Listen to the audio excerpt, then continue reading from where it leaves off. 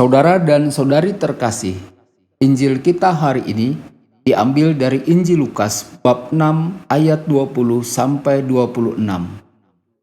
Lalu Yesus memandang murid-muridnya dan berkata, "Berbahagialah hai kamu yang miskin, karena kamulah yang empunya kerajaan Allah. Berbahagialah hai kamu yang sekarang ini lapar, karena kamu akan dipuaskan. Berbahagialah hai kamu yang sekarang ini menangis, karena kamu akan tertawa. Berbahagialah kamu, jika karena Anak Manusia orang membenci kamu, dan jika mereka mengucilkan kamu, dan mencela kamu, serta menolak namamu sebagai sesuatu yang jahat. Bersukacitalah pada waktu itu dan bergembiralah, sebab sesungguhnya upahmu besar di surga. Karena secara demikian juga nenek moyang mereka telah memperlakukan para nabi. Tetapi celakalah kamu hai kamu yang kaya, karena dalam kekayaanmu kamu telah memperoleh penghiburanmu. Celakalah kamu yang sekarang ini kenyang, karena kamu akan lapar. Celakalah kamu yang sekarang ini tertawa, karena kamu akan berduka cita dan menangis. Celakalah kamu, jika semua orang memuji kamu, karena secara demikian juga nenek moyang mereka telah memperlakukan nabi-nabi palsu. Berbahagialah orang yang mendengarkan sabda Tuhan dan tekun melaksanakannya. Sabdamu adalah jalan, kebenaran dan hidup kami."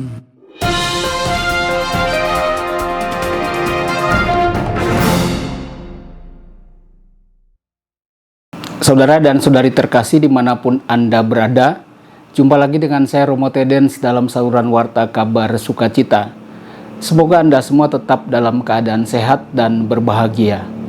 Saudara dan saudari, Injil kita hari ini diambil dari Injil Lukas bab 6 ayat 20 sampai 26. Injil hari ini menyajikan 4 berkat dan 4 kecaman dalam Injil Lukas. Hingga bab 6 ayat 16, Lukas mengatakan bahwa Yesus mengajar orang-orang, tetapi Lukas tidak menggambarkan isi ajarannya. Sekarang setelah mengatakan bahwa Yesus melihat orang banyak berhasrat untuk mendengarkan firman Allah, Lukas menyajikan wacana besar yang pertama, yang dimulai dengan seruan, "Berbahagialah kamu yang miskin."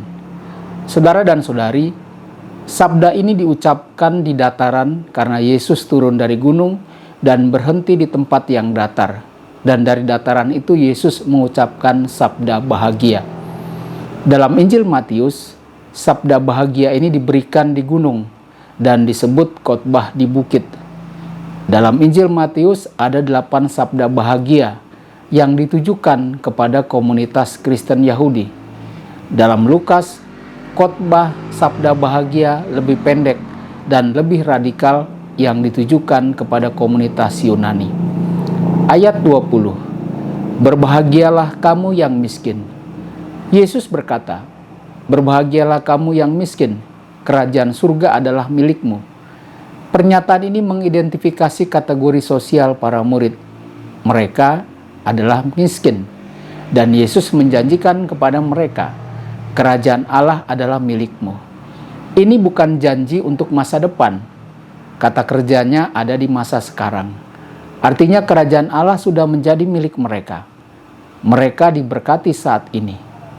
Dalam Injil Matius, Yesus mengungkapkan secara eksplisit makna ini dan berkata, "Berbahagialah orang yang miskin di hadapan Allah."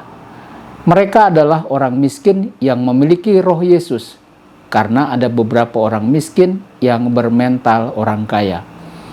Para murid Yesus miskin dan bermental orang miskin. Seperti Yesus, mereka tidak ingin menumpuk kekayaan, tetapi mereka berjuang untuk kehidupan yang lebih adil, di mana ada persaudaraan dan berbagi harta benda tanpa diskriminasi. Lalu ayat 21 sampai 22. "Berbahagialah hai kamu yang sekarang lapar dan menangis." Dalam sabda bahagia kedua dan ketiga, Yesus berkata, "Berbahagialah yang lapar sekarang, karena kamu akan dipuaskan. Berbahagialah hai kamu yang sekarang menangis, karena kamu akan tertawa." Apa yang kita alami saat ini termasuk penderitaan tidaklah bersifat kekal. Yang kekal dan pasti adalah kerajaan Allah yang kita bangun dengan kekuatan Roh Yesus. Saudara dan saudari, untuk membangun kerajaan Allah mesti melewati rasa sakit, penderitaan, dan penganiayaan. Ayat 23, berbahagialah kamu ketika orang membencimu. Sabda bahagia keempat ini merujuk pada masa depan. Bersukacitalah ketika hari Tuhan, pahala kamu akan menjadi besar di surga. Inilah cara nenek moyangmu memperlakukan para nabi dengan membenci dan menganiaya mereka. Dengan firman Yesus ini, Lukas menguatkan masyarakat yang dianiaya pada masanya. Lalu ayat 24 sampai 25. Celakalah kamu yang kaya. Setelah 4 sabda bahagia meneguhkan orang miskin dan yang dikucilkan, dilanjutkan 4 kecaman kepada orang kaya dan mereka yang dipuji semua orang. Keempat kecaman memiliki bentuk sastra yang sama dengan 4 sabda bahagia.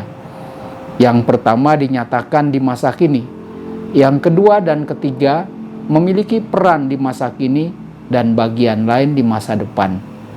Dan yang keempat mengacu sepenuhnya pada masa depan. Kecaman ini hanya ditemukan dalam Injil Lukas.